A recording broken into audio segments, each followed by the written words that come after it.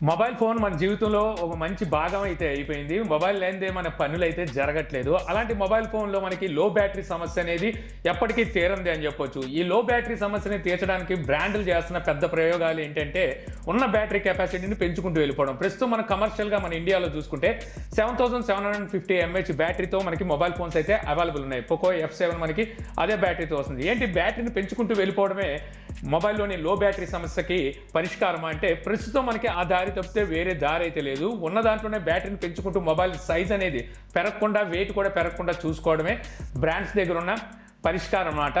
ఇప్పుడు Realme August 27వ తారీఖున Realme A28 fan ఫెస్టివల్‌ని అయితే జరగబోతుంది. ఇక్కడ 15000 ఎంఏహెచ్ బ్యాటరీతో మొబైల్ ఫోన్ అయితే డెమోకి తీసుకురాబోతున్నట్టు తెలుస్తుంది.